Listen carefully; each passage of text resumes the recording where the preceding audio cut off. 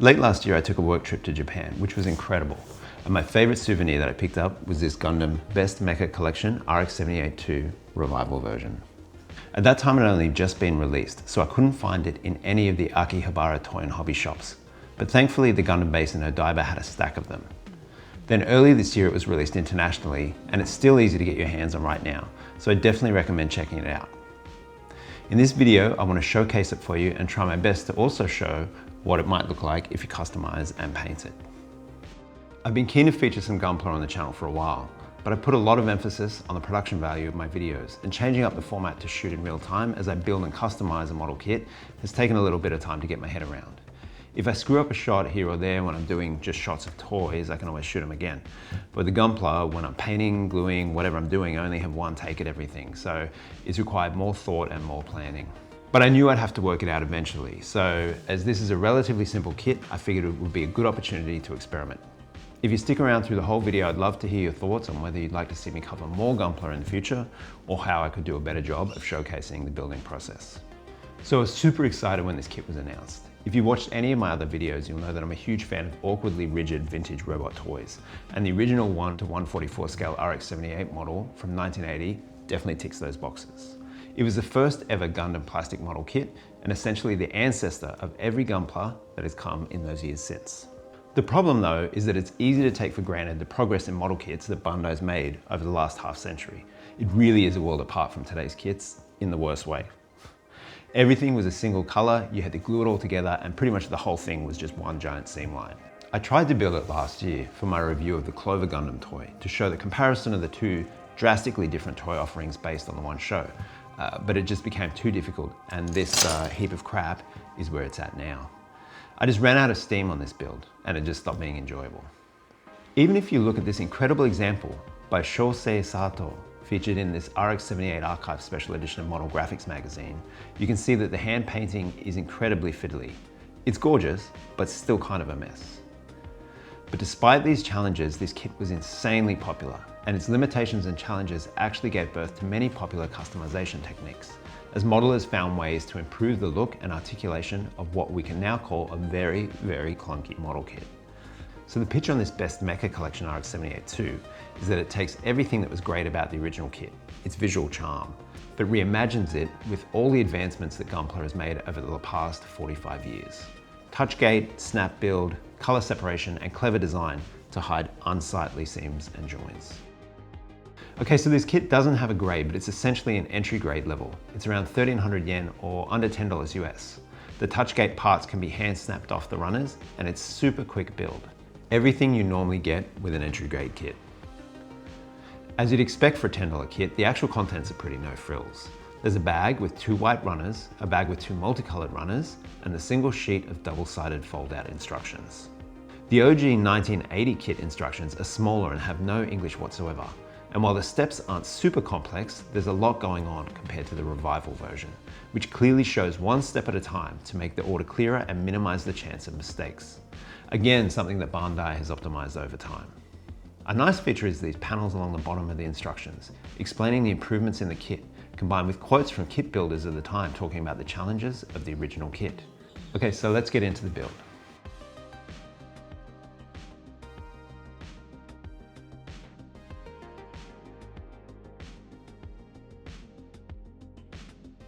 As I mentioned before, the kit is identified as Touchgate, which Bandai claims is a special gate design that allows you to remove parts from the runners without needing nippers. Just twist them out. Now I have nippers, so I'll ignore all of that and be very pedantic and clip them out carefully anyways.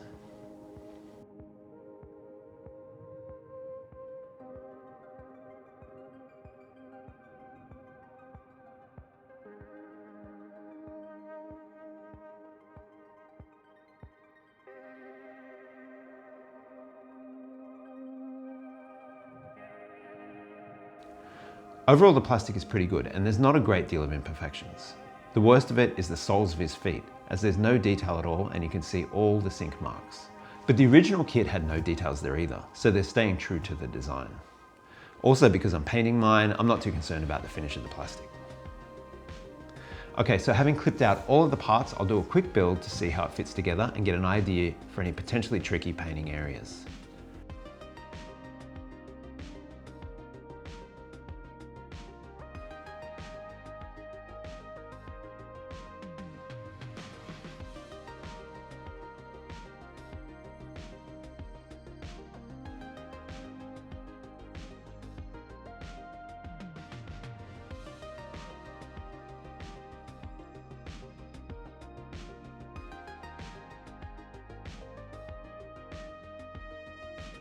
It also gives me a chance to shoot some before shots that will hopefully look lame in comparison to the finished product at the very end. Now it is of course completely acceptable to stop here, and for $10 and about 30 minutes of your time, you have a 1980s era RX-78 that has minimal seam lines and the iconic Gundam color palette. Sit this guy on your shelf or your desk and just bask in his gorgeous vintage charm. The original kit took about 3 hours to get to this point. That's mostly due to the amount of fixing I needed to do to minimize the gate imperfections and of course waiting for the glue to dry.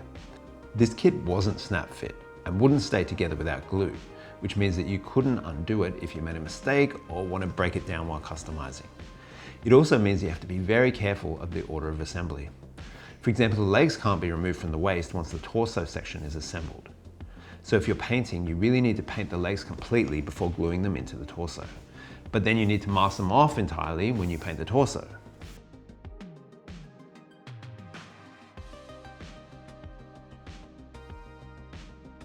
Moving on with my revival build though, I noticed a bit of excess plastic on the front of the feet and on the forearm, but that's pretty easily removed with a knife and a light sand. He also has the chonky style safety cholmage fins so that you don't poke yourself in the eye, but that's easily fixed with a quick chop and sand to get them super sharp and pointy. Even though they do a great job of minimizing or hiding the seam lines on this kit, there's a couple we can easily fix up. Notably behind his legs, and the fists are a pretty easy one too. No matter how much cement I use and how tight I squeeze, I never really get the plastic to just ooze out of the seams like everyone else seems to. Not sure what I'm doing wrong, but I just feel it is needed with super glue if there's any gaps, then just sand it back.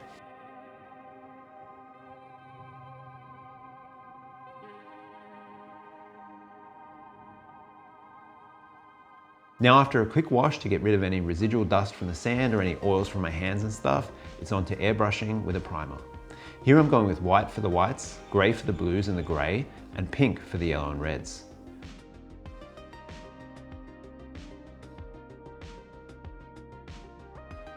Priming in the same colour as the plastic, like I'm doing here for the whites and the greys, is not ideal, as it can be difficult to see the paint going on. And in the case of the white, you aren't able to see imperfections in the kit as easily.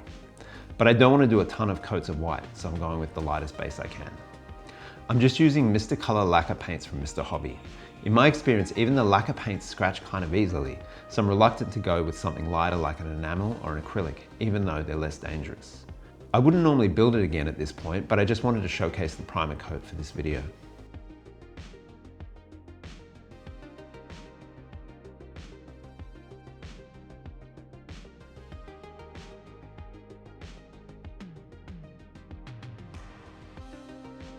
I was never a fan of pre-shaded kits, as the clean aesthetic feels closer to anime, but lately it's grown on me, and here I'm trying it out for the first time. I only want a really subtle effect though, so rather than painting the whole part black, then layering the final color over the top, I'm painting just the outside of the parts, and in any details basically anywhere shadow would fall, kind of like a post-shading technique.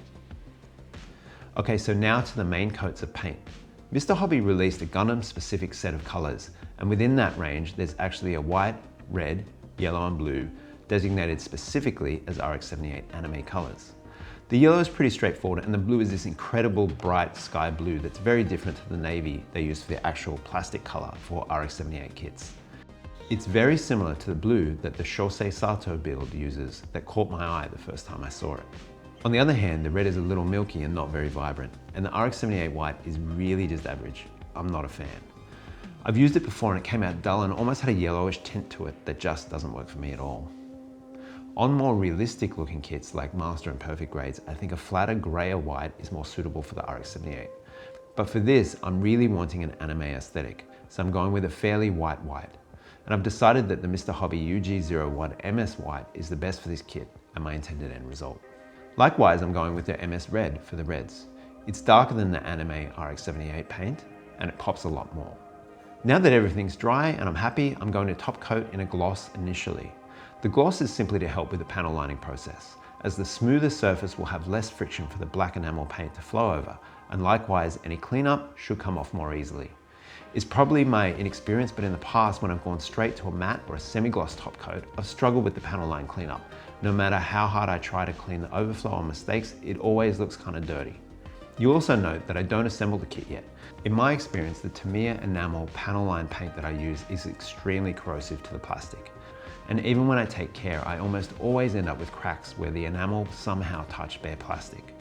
This goes hand in hand with having the gloss top coat. The easier it is to apply the panel liner, the less you use. The less you use, the less overflow there is to potentially damage the plastic. Okay, so I've laid down my panel lines, waited at least 20 minutes for it to dry, and like I said, the cleanup is now mostly straightforward.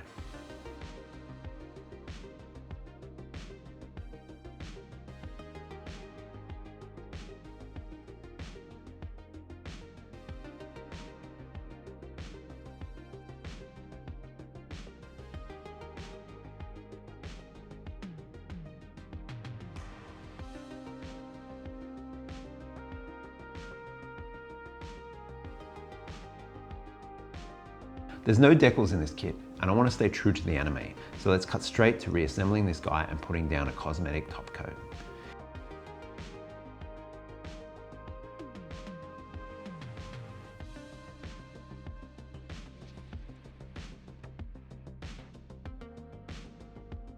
Here I've chosen the Mr. Hobby GX114 Super Smooth Clear. I'm happier just applying this to sub-assemblies. It goes on quicker and it's a more satisfying experience. And here we are, my completed Best Mecha Collection RX-78-2 Revival version. Exactly the look I'd hoped to achieve with the vintage kit, but a lot less fuss. Which is exactly what Bandai aimed to offer with this excellent and much appreciated entry-level kit. I'm still not 100% sold on my shading. Some of it is inconsistent where my airbrush control isn't as steady as I'd like, but I know it's just a matter of practice. I also know it's natural to look more critically at your own work, and if you're just looking at this figure on the shelf, you won't see any of that stuff anyway. Comparing it to the original 1980 release, which I decided I would build up and leave in its very natural, unpainted state as a nice comparative showpiece, it's a perfect reproduction. They haven't tried to improve the proportions or even his awkward face. But as you saw before with my pile of unfinished junk, trying to make something that looks as good as this from the 1980 release is far beyond my capabilities and patience. So this new release successfully completes its brief of being the same kit, just easier and more fun to build. Articulation-wise, it's the same, but he's just a lot more solid as the joint designs are completely different. So for me, the new Best Mecha Revival version does a much better job of holding poses. Okay, so that's it for the Best Mecha Collection RX-78-2 Revival Gunpla kit. Definitely check it out. Even if you've never built Gunpla before, I recommend it as the perfect beginner kit for anyone who enjoys vintage robots. As I said before, you pretty much don't need any tools at all to get a decent result straight out of the box. I have a lot of other Gundam kits in my backlog that I'm really looking forward to building. So if you want to see me cover more Gunpla on the channel, please let me know in the comments. Again, I know I don't put out a huge number of videos and I'm really sorry. Believe me, I want to do more. And I got some great toys to share with you soon. So please do subscribe if you want to be notified when I get the chance to showcase more. Thanks for watching and I can't wait to see you then.